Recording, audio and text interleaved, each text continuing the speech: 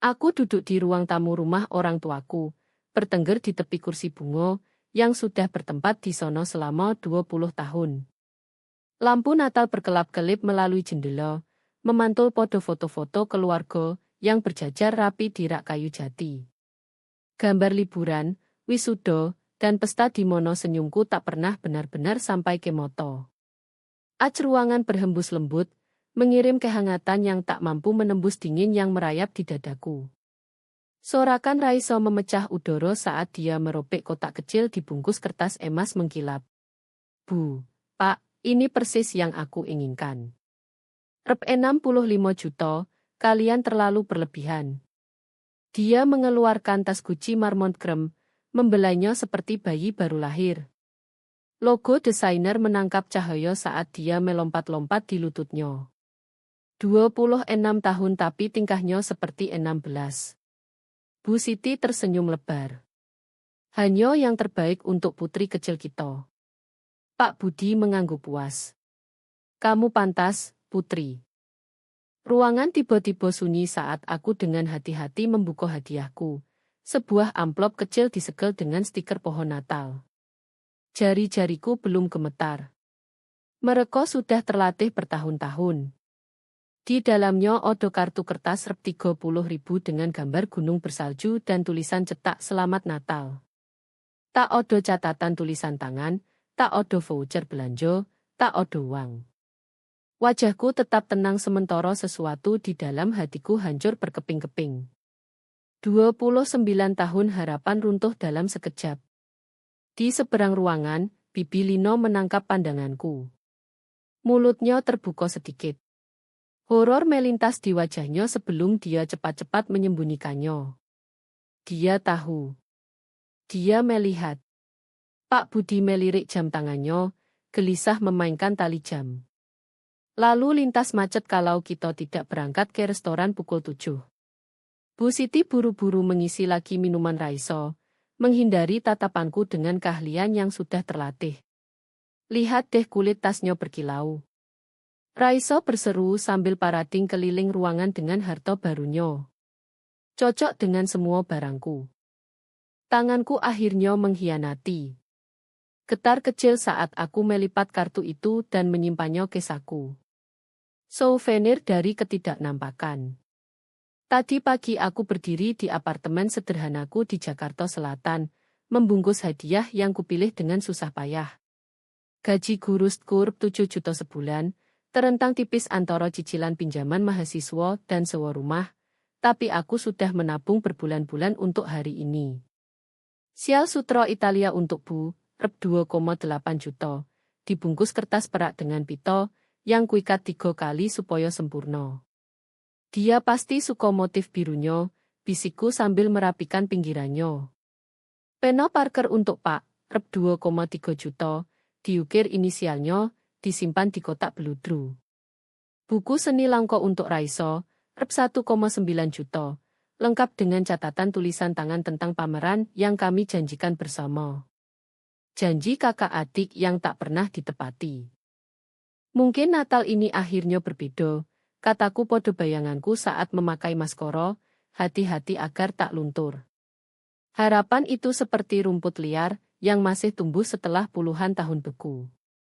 Sekarang aku berdiri merapikan rok sementara, keluarga terus merayakan di sekitarku. Raiso memotret tasnya untuk Instagram. Pak Budi menuang lagi kopi susu. Bu Siti menyusun kue di piring antik. Aku butuh udara segar, kataku, suaraku tetap tenang meski gempa bumi di dada. Tak ada yang mendongak kecuali Bibi Lino, yang menyeberangi ruangan dan menyentuh bahuku. Jari-jarinya menekan kuat. Kode Morse pengertian. Kamu tidak salah, bisiknya. Kamu pantas dapat jauh lebih banyak. Aku mengangguk sekali, tenggorokan tercekat, lalu mengambil mantel dari lemari depan. Wolnya menggaruk pergelangan tanganku saat kancingnya kututup satu persatu dari bawah ke atas. Tak ada yang memperhatikan saat aku keluar pintu depan, meninggalkan makan malam yang belum selesai. Keheningan yang dalam mengikutiku menuruni tangga teras, menyeberangi trotoar licin menuju mobilku yang tertutup debu. Perjalanan ke Taman Pandang di Bukit Pancoran hanya 12 menit. Aku parkir menghadap pemandangan. Lampu-lampu Jakarta terbentang di bawah seperti bintang jatuh. Kota terus menjalani irama malam Natalnya, tak peduli podo satu mobil, yang sendirian dan tradisi yang hancur. Kapan aku menjadi begitu tak terlihat oleh mereka? Koto-koto itu mengaburkan koco depan. Pertanyaan tanpa jawaban. Aku mengeluarkan kartu dari saku. Bukan sekadar kertas, tapi simbol penolakan seumur hidup. 29 tahun berharap cinta, yang setara terkompresi menjadi kartu ucapan massal. Air mataku akhirnya mengalir bebas. Jejak panas di pipi dingin. 29 tahun berharap cinta, yang setara. Dan sekarang aku melihat itu tak akan pernah datang. Lampu kota kabur lewat air mata, berubah menjadi cat air, yang teroles di malam. Aku bertanya-tanya berapa banyak orang lain yang duduk sendirian malam ini, memegang bukti kegagalan keluarga mereka melihat dirinya. Pernahkah kamu merasa tak terlihat oleh orang yang seharusnya paling mengenalmu? Sebulan berlalu dalam diam hanya panggilan sesekali dari keluarga. Tapi Bibi Lino sering menelepon untuk mengecek kabarku. Suatu Selasa setelah pulang kerja, aku menebar album foto di lantai ruang tamu apartemenku. Cahaya matahari Januari berjuang menembus awan abadi Jakarta. 1 bulan sejak Natal. 1 bulan sejak kartu rep 30.000 itu. Penggalian arkeologi Nadia Sari, gumamku sambil menelusuri foto ulang tahunku, yang ke-13. Kue set dari supermarket terletak di depanku. Frostingnya sedikit meleleh di bawah lampu dapur. Senyumku terlihat dipaksakan. Di sampingnya aku letakkan foto lain, pesta sweet Sisten Raiso di Hotel Grand Hyatt. Lampu kristal berkilau di atas kue 3 tingkat custom. Tangan Pak Budi melingkar di bahu Raiso sementara Bu Siti merapikan kalung mutiara baru adikku. Aku tak pernah sadar betapa metodis aku mendokumentasikan penghapusan diriku sendiri. Surat penerimaan kuliahku disimpan dalam plastik. Aku ke Universitas Indonesia dengan beasiswa penuh akademik. Catatan mereka dijepit di sudut. Kamu harus kerja paruh waktu untuk biaya hidup. Surat Raiso ke sekolah mode dengan pesan bergulir. Kami sangat bangga. Jangan khawatir apapun selain belajar. Jari-jariku gemetar saat membalik ke foto wisudaku. Bu dan Pak datang 20 menit sebelum upacara selesai. Pak Budi terus melirik jam. Maaf terlambat, Nak. Pameran mode awal Raiso butuh perhatian kami. Bu Siti merapikan kerahku, meninggalkan bekas lipstik di pipiku, dan bertanya kapan aku mulai mencari kerja. Bukti-bukti itu mengelilingiku seperti artefak arkeologi peradaban yang dibangun di atas ketidakseimbangan. Aku membuka laci meja dan mengeluarkan buku catatan kulit. Di dalamnya kolom angka melacak tahun-tahun kemandirianku. Tagihan pinjaman mahasiswa total 380 juta meski aku kerja 20 jam seminggu di toko buku kampus dengan upah 80.000 per jam. Cetakan email dari Pak. Maaf, kami tak bisa bantu deposit apartemenmu sekarang. Di sebelahnya clipping koran tentang sekolah mode Raiso. Biaya kuliah rp 580 juta per tahun, plus rp 320 juta untuk program studi di Milan. Angka-angka itu membakar penglihatanku seperti neon menuduh. Tagihan sewa apartemenku sekarang rp 4 juta per bulan untuk kamar tidur satu dengan pemanas air yang sering mati. Postingan Instagram Raiso tentang apartemen mewah di kawasan Sudirman, berkat dukungan keluarga. Sewa 12 juta, full dibayar. Teleponku bergetar. Aku abaikan, fokus pada tumpukan kartu ulang tahun keluarga. Tulisan tangan Bu Siti selama bertahun-tahun, Nadia. Aku ambil jurnal dari nakas dan dengan hati-hati masukkan kartu Natal itu ke dalamnya. Di bawahnya aku tulis dengan huruf tegas, terakhir kali aku memohon cinta. Teleponku bergetar lagi dengan notifikasi grup keluarga. Aku buka pengaturan dan bisukan. Selesai. Pesan lain dari Bu. Makan malam santai minggu. Ayahmu panggang sate. Aku ketik, maaf, aku odo rencana. Tak odo alasan panjang. Tak odo janji res cedule. Raiso menelepon berikutnya. Nadia, bisa bantu aku pindah ke tempat baru akhir pekan ini? Bu dan Pak sibuk urusan keuangan. Jari-jariku melayang di layar. Nadia Lomo pasti akan mengatur ulang jadwal, datang bawa kopi dan donat, habiskan berjam-jam merakit furniture IKEA sementara Raiso mengarahkan dari pinggir. Aku tak bisa, balasku. Semoga lancar pindahannya. 3 titik muncul saat dia mengetik, hilang, muncul lagi. Akhirnya, opo sih yang salah sama kamu akhir-akhir ini? Aku tarik napas dalam dan ketik pesan paling jujur yang pernah kurung. Aku butuh waktu jauh dari kumpul keluarga. Jawaban langsung, Bu bakal kecewa. Aku letakkan telepon tanpa balas. Untuk pertama kali, itu bukan tanggung jawabku. Berdiri di depan cermin kamar mandi, aku mempelajari bayanganku. Moto hasil yang sama, hidung lurus yang sama, orang yang sama yang sudah 29 tahun berharap pijakan yang setara. Kapan harapan menjadi penghancuran diri? Tanyaku podo bayanganku. Kembali ke jurnal, aku tulis pertanyaan lain. Opo yang akan kukatakan podo murid-muridku kalau mereka diperlakukan begini? Jawabannya datang dengan kejernihan mengejutkan. Aku akan bilang mereka pantas dihormati.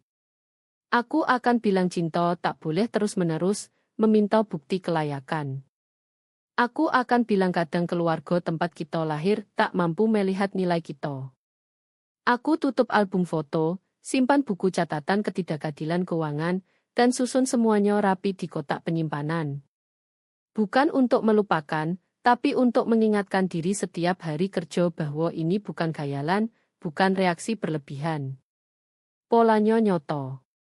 Penghapusannya terdokumentasi dan untuk pertama kali aku izinkan diriku melihatnya dengan jelas. Kapan kamu sadar pola menyakitkan dalam hidupmu perlu diubah? 6 minggu kemudian aku sudah masuk posisi kerja baru dan sepenuhnya fokus hanya pada diriku sendiri. Matahari menyusup melalui jendela studio keramik saat aku mencelupkan jari ke tanah liat dingin.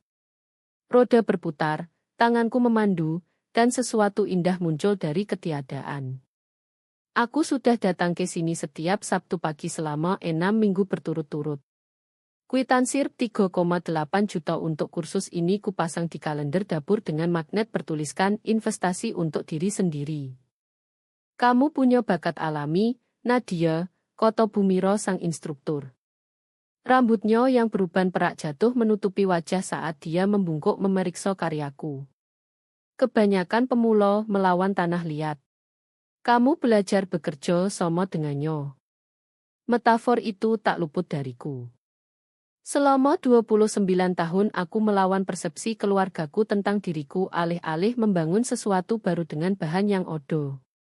Terima kasih, kataku sambil memberi tekanan lembut membentuk bibir mangkuk saji yang akan jadi. Aku sedang belajar lebih sabar dengan prosesnya, bukan hanya dengan tanah liat, tapi juga dengan diriku sendiri. Koto-koto dari sesi terapi kemarin bergema di benakku sejelas kalau Trwulan berdiri di sampingku. Nilaimu tak diukur oleh pengakuan mereka. Rp 1,4 juta per sesi. Uang yang dulu akan kuhabiskan untuk hadiah mewah bagi orang yang tak pernah menghargainya. Sekarang dono itu membangun lanskap batinanku. Malam tadi aku melepas foto keluarga terakhir dari dinding ruang tamu. Ruang kosong itu sekarang diisi 3 cetak seni yang kupilih dari seniman lokal. Gambar pohon sendirian berdiri tegar melawan langit badai. Rak bukuku juga berubah, penuh dengan buku yang kupilih sendiri alih-alih klasik sastra, yang Pak Budi anggap mewakili orang berbudaya. Teleponku bergetar.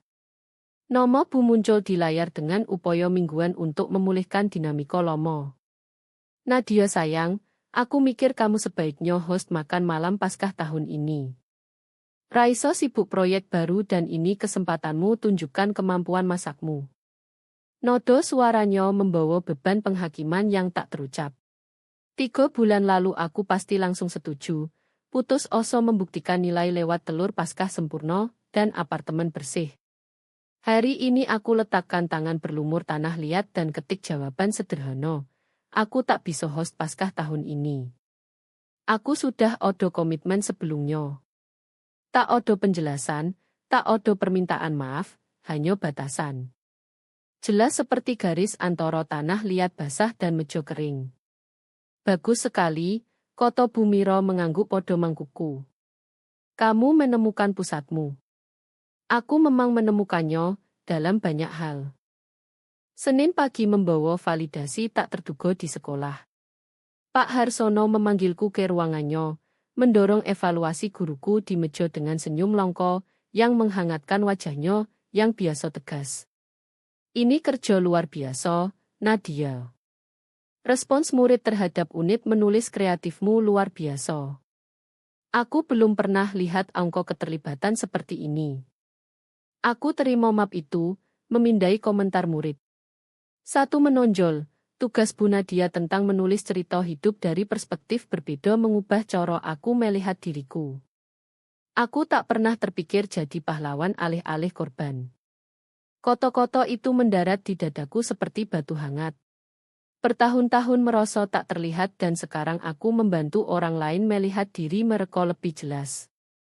Odo lagi, lanjut Pak Harsono. Kami butuh pemimpin program menulis musim panas. Semangat independenmu persis yang kami perlukan. Tentu odo tunjangan.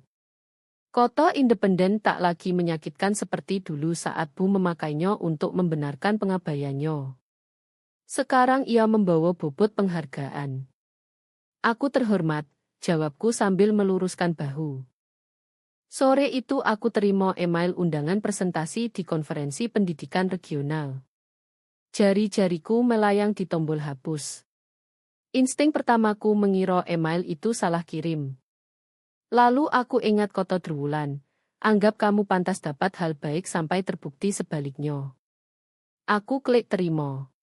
Malam harinya aku buka aplikasi bank dan transfer rp 7,5 juta ke rekening berlabel uang muka rumah. Setoran pertama dari banyak, rumah yang benar-benar milikku, bukan ruang yang hanya kuhuni di pinggir kehidupan orang lain. Telepon berdering tengah malam. Suara Raiso yang terisak memenuhi telingaku sebelum aku sempat bilang halo. Dia putuskan aku, Nadia. Aku tak percaya. Diko langsung pergi setelah makan malam. Aku butuh kamu datang. Aku tak bisa sendiri sekarang. Nadia Lomo pasti melompat dari tempat tidur, pakai baju, dan nyetir menyeberangi kota dengan kecepatan berbahaya untuk menghibur adiknya. Wanita yang sedang ku menjadi tarik napas. Aku turut prihatin itu terjadi, Raiso. Kita bisa bicara besok saat istirahat siangku. Opo? Aku butuh kamu sekarang. Ini serius. Aku paham kamu sedang sakit hati. Aku tersedia jam 12 besok. Waktuku juga penting. Keheningan kaget membentang di antara kami. Wilayah baru yang belum pernah kami petakan. Kuroso aku bisa tunggu sampai besok, bisik Raiso akhirnya. Lalu sesuatu yang belum pernah kudengar darinya, maaf, Nadia. Aku tak terpikir waktu. Aku matikan telepon. Aku berbaring tak tidur, setengah menunggu panggilan lanjutan dari Bu, yang marah karena sikap egoisku. Panggilan itu datang pukul 1 pagi, suara marahnya memenuhi voicemail dengan tuduhan familiar. Aku hapus tanpa mendengarkan sampai akhir. Minggu-minggu berikutnya jaringan dukunganku meluas seperti riak di air tenang. Rizky, guru sejarah yang ruang kelasnya di seberang ruanganku, mampir ke mejaku setelah berpulang. Aku penasaran opo kamu mau makan malam Jumat, katanya sambil tangannya gelisah memainkan klip kertas. Hanya sebagai teman, tapi aku selalu kagum dedikasimu podo murid. Bibi Lino datang berkunjung akhir pekan, membentangkan selimut nenek di tempat tidurku dengan tangan penuh hormat. Dia selalu melihat cahayamu, Nadia. Bahkan saat orang lain tak melihat, kata Bibi Lino sambil merapikan kain pudar itu. Dia tinggalkan ini khusus untukmu karena tahu kamu akan menghargai ceritanya. Teman-teman kelas keramiku mengatur trip hiking ke puncak. Terapisku mencatat bagaimana posturku berubah, membuka seperti bunga menghadap matahari. Di rapat staf, saat direktur olahraga menolak saranku tentang memasukkan menulis kreatif ke pendidikan jasmani, rekan Sinto angkat bicara. Bu Nadia sudah bilang ini bertahun-tahun. Penelitian mendukung pendekatannya. Grup chat keluarga berdering dengan pengumuman pernikahan sepupu Andi bulan Juni. Semua balas dengan antusias. Aku ketik sederhana, aku datang, tapi aku nyetir sendiri. Pesan pribadi Bu datang dalam hitungan menit, kenapa kamu jadi susah begini? Aku pertimbangkan belasan jawaban sebelum memilih kebenaran tanpa dendam. Menetapkan batasan sehat bukan berarti susah. Di kalenderku aku buat entry, pernikahan maksimal 2 jam. Bawa Rizky. Kami sudah pacaran beberapa bulan. Taman balkon yang kuumumkan berkembang dengan herbal dan bunga liar asli. Saat cahaya senja menyusup lewat daun, aku duduk dengan jurnal terbuka di pangkuan. Halaman-halaman sekarang berisi lebih sedikit pertanyaan, lebih banyak pernyataan. Hari ini aku tulis, pertumbuhan butuh jarak dan nutrisi. Jari-jariku yang masih samar-samar berlumur tanah liat menelusuri koto-koto itu. Benih harga diri opo yang siap kamu tanam dalam hidupmu? Pertanyaan itu muncul tanpa diundang saat aku melihat lebah menavigasi antar kuncup, penuh tujuan dalam perjalanannya. Jawabannya mekar di dalamku, lebih kuat daripada keraguan manapun bisa menenggelamkannya, yang akhirnya memungkinkanku berkembang.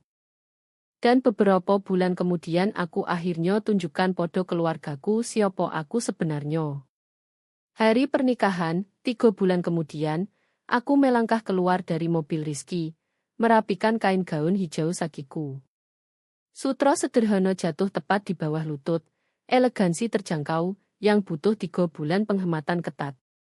Kamu cantik sekali, bisik Rizky, tangannya menemukan punggung bawahku. Klub pedesaan terbentang di depan kami, halaman rumput terawat membentang ke arah Gunung Salak di kejauhan. Sepupu Andi memilih tempat bagus untuk pernikahannya, meski aku bertanya-tanya bagaimana Paman Gatot mampu membayarnya dengan penghasilan toko perangkat kerasnya. Siap, tanya Rizky. Aku mengangguk lebih jujur daripada sebelumnya. 6 bulan terapi dan penetapan batasan telah membentengi aku untuk pertemuan keluarga ini. Raisa langsung melihat kami, melambai heboh dari pintu masuk. Gaun cat tail berpayetnya menangkap sinar sore, mengirim prisma menari di trotoar. Terlalu formal untuk pernikahan taman, tapi itu Raisa, selalu 1 tingkat di atas pantas. Nadia, kamu benar-benar datang. Dia kecup udara dekat pipiku, parfumnya mengabut di antara kami. Dan kamu bawa teman. Rizky Pratomo, katanya mengulurkan tangan. Rekan kerja Nadia. Dan lebih, tambahku tegas. Kami sudah pacaran 3 bulan. Alis Raisa yang rapi terangkat. Bu tak bilang itu. Bu tak tahu segalanya tentang hidupku lagi. Sebelum dia sempat jawab, Bu muncul, senyumnya tipis seperti karet aus. Matanya melompat-lompat di antara kami, mendarat di kalung emas sederhanaku, gaunku, kehadiran Rizky yang tegar. Nadia sayang. Pelukannya terasa mekanis. Apartemenmu pasti mulai sempit dengan tamu akhir-akhir ini. Sudah mikir upgrade. Sengatan familiar mengancam, tapi aku bernapas melewatinya. Apartemenku pas sekali untukku. Pak Budi mendekat, menarik kerahnya. Ini dia putri independenku, katanya menepuk bahuku canggung. Apartemenmu pasti mulai kecil sekarang. Skrip sama, hanya nomo berbeda. Aku hanya tersenyum. Bibi Lino menyelamatkanku, menyambar dengan pelukan tulus. Lihat kamu, bisiknya sambil berdiri tegak. Dia melirik ke belakang sebelum menambahkan, orang tuamu sedang kesulitan keuangan. Investasi Pak Budi anjlok. Upacara berlalu kabur dengan tule putih dan janji. Saat resepsi aku perhatikan detail yang dulu luput. Pak Budi berargumen dengan fotografer dalam bisik kasar tentang syarat pembayaran. Tasmu bukan produk biasanya, tapi tas kulit usang dengan goresan kecil di sudut. Dan yang paling jelas, ekspresi panik Raiso saat bartender mengembalikan kartu kreditnya sambil geleng kepala. Taman di belakang aula resepsi menawarkan pelarian sementara. Mawar merambat di teralis. Mekarnya Juni penuh parfum. Aku bernapas dalam, menghitung mundur dari 10. Teknik terwulan untuk memproses kejutan tanpa reaksi. Lari lagi. Aku berbalik dan menemukan Raiso, maskaranya sedikit luntur di sudut. Mau ambil napas, koreksiku. Perbedaannya penting. Dia ambruk di bangku batu, tak seperti biasa anggun. Kamu berbeda sekarang. Yo. Aku sadar betapa tidak adil semuanya. Koto-koto itu meluncur tanpa latihan. Maaf, Nadia. Aku menunggu. Tahun-tahun pengalaman mengajariku bahwa maaf Raiso sering disertai syarat. Mereka tak bisa dukung aku lagi. Lanjutnya, suaranya pecah. Bisnis Pak sedang ambruk. Kondominium akan dijual. Kartu kreditku macet out. Aku duduk di sampingnya, menjaga jarak beberapa senti. Kedengarannya berat. Aku tak pernah belajar berdiri sendiri seperti kamu. Air mata menelusuri foundationnya. Aku tak tahu cara hidup dari penghasilan yang sebenarnya aku dapat. Matahari terbenam mewarnai taman dengan cahaya amber, mengubah payet Raiso menjadi api kecil. Kami duduk diam, keheningan nyaman pertama di antara kami sejak masa kecil. Kembali ke dalam, Pak Budi menyudutku dekat meja kue. Kamu selalu pandai urusan keuangan, mulainya, suaranya ragu tak seperti biasa. Guru punya perencanaan pensiun bagus. Aku teguk sampanye, menunggu. Kami mungkin butuh saran. Keluarga bantu keluarga, kan? Sebelum aku jawab, kerabat mengerubungi kami. Nadia, dengar kamu jadi kepala jurusan, Paman Gatot berseru. Aku selalu tahu kamu sukses. Bu muncul di sikuku. Nadia memang selalu yang praktis kami, katanya sambil jari-jarinya gelisah memilih cincin kawin. Begitu bertanggung jawab. Di seberang ruangan Rizky mengobrol dengan kakaknya yang datang dari Bandung. Dia guru paling dihormati di sekolahnya, ku dengar dia bilang, kebanggaan menghangatkan suaranya. Raiso mendekat, tertunduk. Kamu tahu apartemen murah di Jakarta, mungkin dengan teman sekamar. Ironi tak luput dariku setelah bertahun-tahun ketidaknampakan. Tiba-tiba semua melihatku, bukan karena siapa aku, tapi karena apa yang mungkin kuberikan. Saat Pak Budi menyebut bantuan sementara keluarga nanti, aku jaga jarak sopan tanpa kejam. Aku tak dalam posisi bantu secara finansial, kataku langsung. Anggaranku sudah seimbang untuk kebutuhanku sendiri. Podo Raiso aku tawarkan apa yang benar-benar dia butuh, mulai dengan buat anggaran dan cari teman sekamar. Itu cara aku bertahan 3 tahun pertama mengajar. 2. Bu mencoba rasa bersalah. Spesialisasinya. Kami selalu dukung kamu. Secara emosional atau finansial, tanyaku pelan. Keheningannya menjawab lebih jujur daripada koto-koto. Pukul 9 aku temukan Rizky di bar. Siap pulang, tanyaku. Lego di matanya mencerminkan milikku. Kapan saja kamu mau? Kami menyelinap saat lempar buget, mengemudi ke pantai Carito alih-alih kembali ke Jakarta. Udara malam membawa garam dan kebebasan saat kami berjalan tanpa alas kaki di tepi pantai, sepatu bergantung di jari. Kamu tangani itu indah sekali, kata Rizky. Aku pandang bulan memantul di Samudra Hindia. Kadang hadiah terbesar adalah melihat dengan jelas. Ombak menghantam dan mundur, irama lebih tua daripada pola keluarga. Aku bertanya-tanya berapa banyak orang lain yang menemukan kekuatan dalam berjalan menjauh dari ekspektasi yang tak pernah melayani mereka. Memilih jalur tak pasti harga diri. Laut tak menjawab, tapi entah bagaimana aku tak lagi butuh jawaban itu. Seminggu setelah pernikahan aku tiba di rumah orang tuaku tepat pukul 6, parkir Hondaku di samping lesus Pak yang sudah berkarat di roda. 2 jam. Itu saja yang kualokasikan untuk diskusi keluarga penting ini. Timer jam tanganku sudah diatur. Lampu teras berkedip lemah saat aku mendekat. Tak ada karangan Natal di pintu malam Juni ini, tapi beban ekspektasi familiar menggantung berat di udara musim semi. Aku ketuk alih-alih pakai kunci. Bu membuka, senyumnya terlalu cerah, pelukannya terlalu erat. Nadia, kamu kelihatan luar biasa. Promosi itu cocok sekali. Aku melangkah ke ruang tamu di mana furnitur tampak aneh ditata ulang. Sofa kulit Italia sudah hilang, diganti sofa piki generik. Foto keluarga masih berjajar di dinding, tapi vas kristal mahal yang biasa mendominasi meja kopi tak ada. Pak Budi bangkit dari kursi, bahunya sedikit bungkuk, tepat waktu seperti biasa. Aku ada rapat staf pagi besok, jelasku. Aku bisa sampai jam 8. Raisa duduk di kursi sudut, jari-jarinya memilin pangkuan. Dia melambai kecil tapi tetap diam tak biasa. Bu datang dengan nampan cangkir kopi. Aku buat kue lemon kesukaanmu. Keluarga harus bersatu di saat sulit. Pak Budi mulai tanpa basa-basi. Dia mondar-mandir di depan perapian yang tak menyala meski malam dingin. Nomo Wijaya selalu berarti sesuatu di komunitas ini.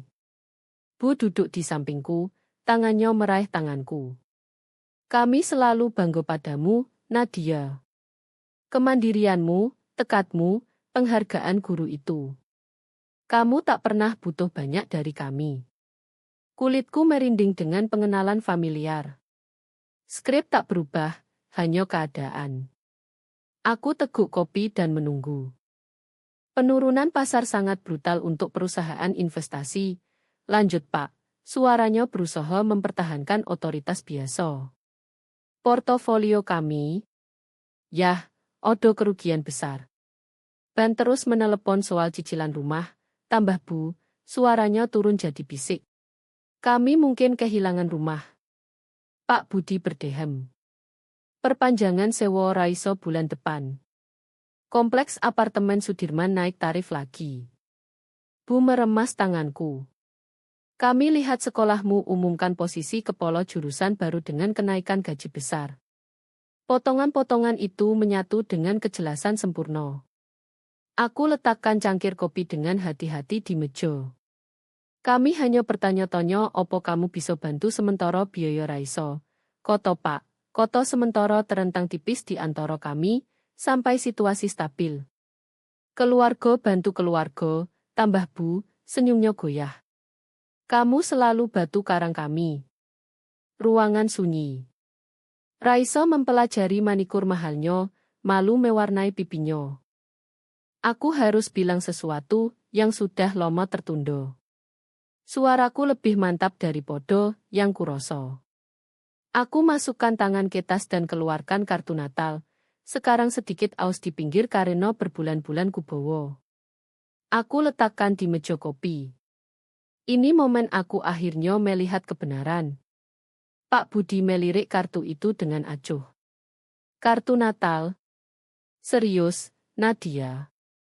Kami sedang bahas masalah keuangan serius. Ini bukan soal uang.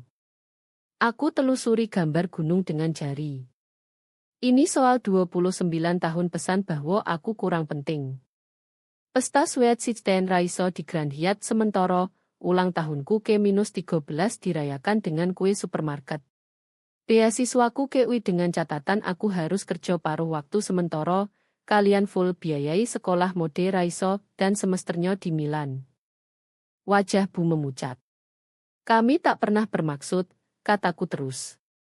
Aku tak percaya kalian sadar. Tapi itu terjadi konsisten. Setiap ulang tahun, setiap Natal, setiap milestone. Itu konyol, wajah Pak memerah marah. Kami beri kamu semua yang kamu butuh, tapi tak pernah yang dia inginkan. Koto Raiso tiba-tiba. Semua moto beralih padanya. Dia benar. Kami selalu perlakukan dia sebagai kurang penting. Aku lihat seumur hidup dan mendapat untung darinya. Mulut Pak terbuka lalu tertutup. Fondasi mitos keluarga retak terlihat di depan mataku. Ini bukan soal menghukum siapapun, kataku. Tapi kalau kita mau hubungan ke depan, itu dimulai dengan hormat dan kesetaraan. Jadi kamu tak mau bantu adikmu. Air mata Bu mengalir bebas sekarang. Asli bukan strategis. Aku tak bilang itu. Aku bilang aku tak mau jadi solusi keuangan keluarga sementara pola ini berlanjut. Aku tak mau biayai apartemen mewah Raiso saat aku berjuang untuk tempatku sendiri. Aku tak mau ikut serta dalam dinamika di mana aku beri segalanya dan terima nihil. Setelah semua yang kami lakukan untukmu, suara Pak naik tajam, mengungkap ekspektasi sejatinya. Begini cara kamu balas kami. Aku tawarkan sesuatu lebih baik daripada uang, balasku dengan suara datar. Aku tawarkan kejujuran. Aku tawarkan kesempatan hubungan yang dibangun di atas saling hormat daripada kewajiban. Dia tak berutang pada kami, koto Raiso pelan. Ini bukan tanggung jawabnya. Keheningan yang menyusul terasa seperti momen jujur pertama yang kami bagi dalam puluhan tahun. Aku berdiri merapikan rok. Aku butuh pengakuan atas apa yang terjadi. Aku butuh batasanku dihormati. Aku bersedia bantu Raiso cari apartemen terjangkau, buat anggaran, lamar kerja, tapi aku tak mau korbankan keamanan finansial atau harga diriku. Bahu Bu bergetar dengan isak diam. Pak Budi memandang keluar jendela, punggungnya kaku karena harga diri. Pikirkan apa yang kukatakan. Aku ambil tas. Aku keluar sendiri. Udara malam terasa menyegarkan saat aku berjalan ke mobil. Bintang-bintang menusuk kegelapan di atas. Saksi kebenaran yang akhirnya diucapkan. Saat menghidupkan mesin aku sadar kebenaran tak perlu kasar untuk kuat. Ia hanya perlu diucapkan. Kebenaran apa yang perlu kamu ucapkan? Bahkan saat orang lain belum siap mendengarnya. Aku membuka pintu kondominium baru di Jakarta Selatan. Kunci meluncur dengan klik memuaskan. 1 tahun setelah wahyu Natal itu, hidupku berubah bukan karena apa yang orang lain beri, tapi karena aku akhirnya beri izin pada diriku untuk penting. Kotak terakhir, Rizky mengumumkan, meletakkan kardus berlabel buku di lantai bambu yang kupilih sendiri. Kehadirannya yang stabil beberapa bulan ini jadi kenyamanan yang tak pernah ku ketahui butuh. Bukan penyelamatan, tapi kemitraan. Aku telusuri jari di kunci rumah yang dibingkai di dinding masuk. Di bawahnya plakat sederhana bertuliskan Rp 280 juta, harga kebebasan. Setiap rupiah mewakili bulan lembur, penghematan ketat, dan mengatakan tidak pada ekspektasi keluarga yang dulu menghabiskanku. Kepala jurusan cocok sekali untukmu, komentar Bibi Lino sambil merapikan bunga liar di vas keramik buatanku di kelas keramik. Dia sentuh bahuku, matanya berkerut bangga. Kamu bangun hidup ini boto demi boto, Nadia. Cahaya sore menyusup lewat jendela yang kuhabiskan berjam-jam memilih, melempar persegi emas di meja makan untuk 4 orang. Bukan pesta besar, tapi sengaja. Rizky, Bibi Lino, dan Raiso akan bergabung untuk makan malam. Syaratku, ruangku, batasanku utuh. Pesan Pak datang pagi ini, semoga pindahan lancar. 5 koto mewakili perjuangannya menavigasi realitas baru kami. Bu menelepon setiap minggu sekarang. Percakapannya hati-hati tapi semakin asli. Langkah kecil menuju opo yang suatu hari mungkin jadi hubungan autentik. Raiso datang membawa tanaman rumah dan sebotol anggur harga sedang. Tas brandednya hilang, diganti pakaian kerja masuk akal dari pekerjaan pertamanya yang sesungguhnya. Pencarian apartemen berjalan lancar, katanya sambil bantu atur piring di meja. Teman sekamarku kerja di akuntansi. Dia ajari aku soal anggaran. Suaranya punya kerendahan baru yang kadang mengejutkanku. Nanti saat Rizky bantu gantung tirai di kamar, tangannya stabil di bor. Dia tanya, sudah mikir musim panas depan? Pondok di puncak masih tersedia untuk disewa. Aku tersenyum, tak lagi takut kemungkinan masa depan. Aku suka itu, jawabku sederhana. Saat semua pulang, aku siapkan malam pertama sendirian di rumah baruku. Aku letakkan kartu Natal yang 30.000 katalis perubahan itu dalam bingkai sederhana di meja kerjaku. Opo yang dulu simbol ketidaknampakan sekarang mewakili kekuatan yang ditemukan lewat rasa sakit. Aku buka jurnal, tangan menelusuri halaman kosong sebelum menulis. Harga diri inheren, tak perlu diperoleh atau diberi orang lain. Di sekolah, guru muda kemarin mendatangiku. Air mata mengalir setelah kumpul keluarga di mana pencapaiannya diabaikan. Aku kenali tatapan terluka itu terlalu baik. Batasanmu bukan egois, kataku sambil beri tisu dan validasi yang dulu sangat kubutuhkan. Rekening tabunganku tumbuh stabil, sekarang berlabel, mimpi masa depan alih-alih dana darurat. Studio keramik lokal menelepon kemarin soal pameran karyaku bulan depan. Dari balkon kecilku aku pandang matahari terbenam Jakarta, mewarnai langit dengan cat air.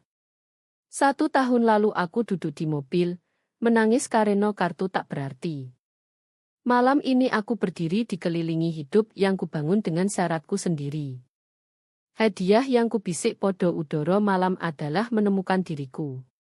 Aku tutup jurnal, tak lagi butuh validasi luar untuk tahu nilaiku. Mematikan lampu teras, aku melangkah ke kamar-kamar yang difurnitur dengan niat dan harga diri. Cinta yang harus diperoleh bukan cinta sama sekali.